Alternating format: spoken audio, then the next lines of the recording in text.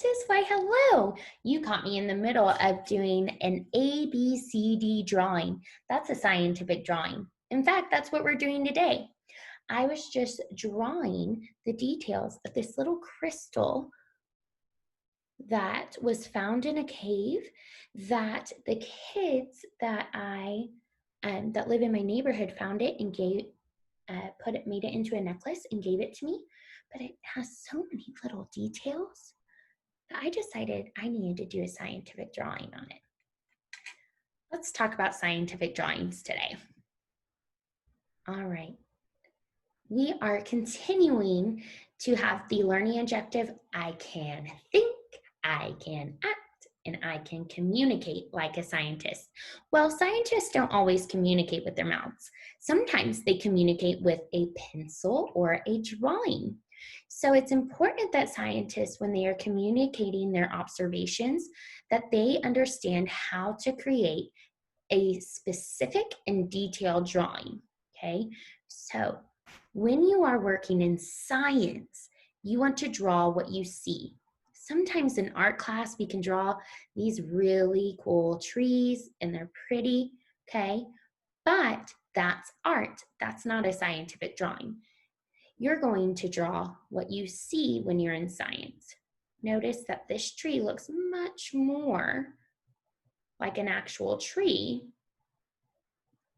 than this cartoon image here. Okay, so it's important to draw what you see with a scientific drawing. Scientific sketching is accurate, big, colorful, detailed, and explained. Okay, you probably in second grade learned about all of this, A, B, C, D, and that's what we call it. But sometimes there is even an E for explained, where you need to explain your scientific drawing. That's how scientists communicate their observations. Something I find in Texas might be hard to explain to someone over in London or in Canada. So as scientists who communicate across the world, it is important for them to know what we are talking about. So it's so much easier to communicate in science through a detailed, explained, colorful, big, and accurate drawing. A, B, C, D, and sometimes E.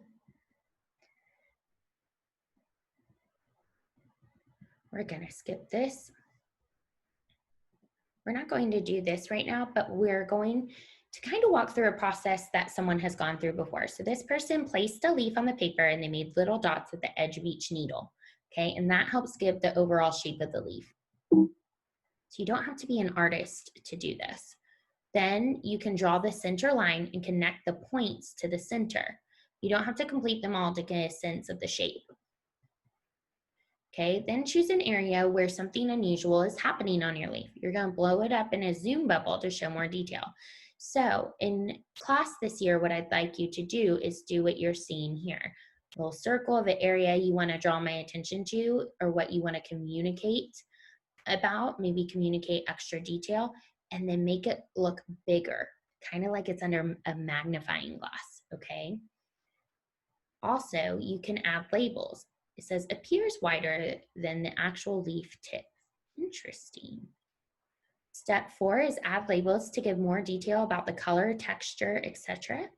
And write some I wonder questions about your leaf. So that's kind of the explain part, that you have all of these little notes. I wonder what caused this band of gray. I wonder why some needles overlap others. Would that reduce sun capturing? I wonder why this leaf seems to curve. Okay, step 6, you're gonna add color. Remember that the color has to be accurate, okay? If the leaf is brown, you draw it brown. If there's parts of it that are yellow and green, that's what you draw. Okay, use sketching and words to record as much information about your object as you can. In this case, it was a leaf.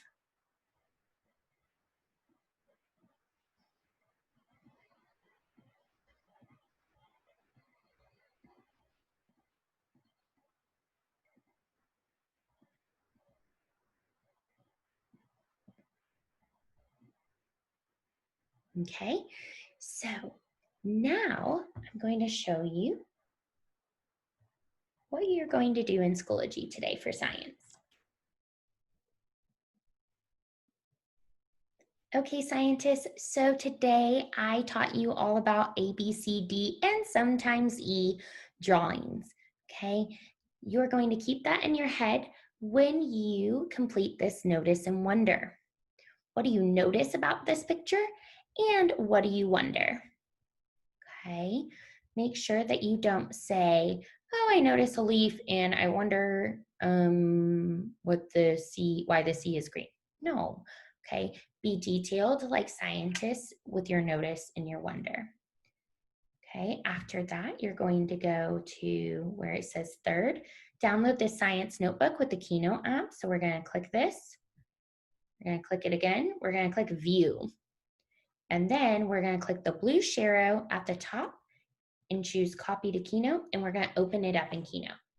Now, don't freak out, okay? Don't freak out. When you open this up, you're not going to see any pages. See, there's no pages here, just the cover. That's because we're going to build our science journal as we go throughout the year.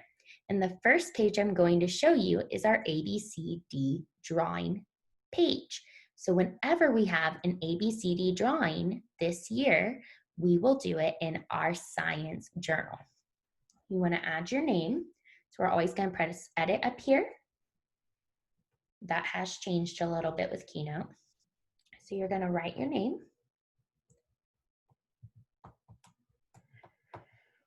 And like I said, there's not pages on here yet, but here's how you find them. You're going to press this plus button that's blue with a rectangle around it. Open it up and you can choose all these different pages.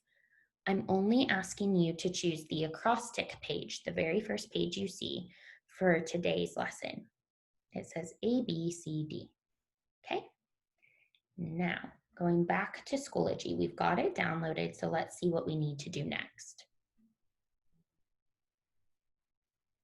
Courses, science, learning, this week, Tuesday. Here we are. It says, view this reminder. Here are some additional examples of quality ABCD drawings. Remember, this is not something that is quick. Take your time and be detailed. Okay, everyone. Science is a full hour, so except for this video, you have a lot of time. So even with this video, I should say, you still have time to take your time on a very quality ABCD drawing. It should feel really long, really detailed, like it takes a lot of effort, okay? Let's go back to Tuesday. Okay, you're going to now go into your Keynote and you are going to find something in your house or something from your yard to draw an ABCD drawing of. And you're gonna take your time and you're gonna do your very, very best work. So let me show you how you would do that in Keynote. Okay, you would draw that on your own piece of paper or in Notability. When you're finished with your ABCD drawing, then you're going to take a picture of it. You're going to add that picture to your Keynote. So photo or video, going to add your ABCD drawing. And here's one that I drew, hold on,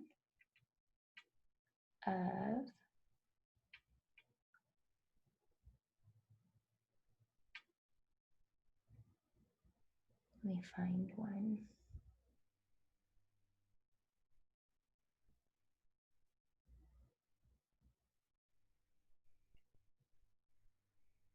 Okay, I drew this of Luna and her cousin Lilo. So that doesn't really count as an ABCD drawing, right? Because it's missing some things. But then we're going to go through, we're going to press the shapes and we're going to press text, okay? And we're going to say what made it accurate. So we're going to say accurate. Okay.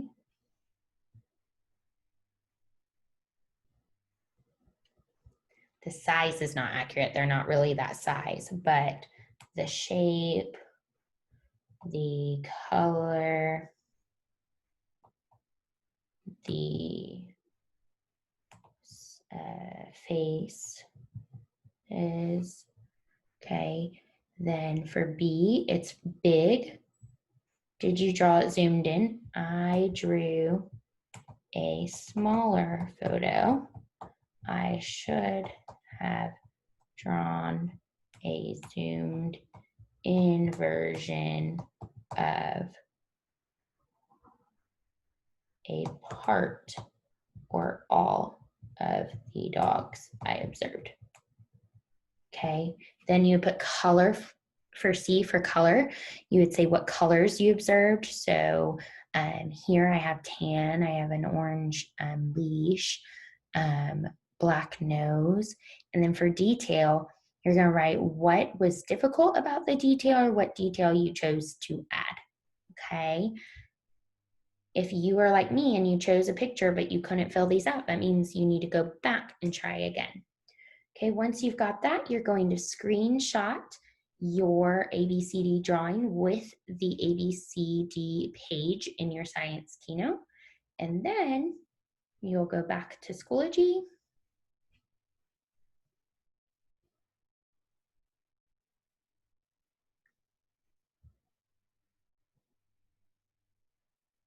And you're going to add a picture in this discussion and then answer these questions. All right, scientists, this is a lot of work, but I know you can do it. So take a break from that screen, find an object that you can observe, and draw an ABCD drawing. Can't wait to see all of your hard work.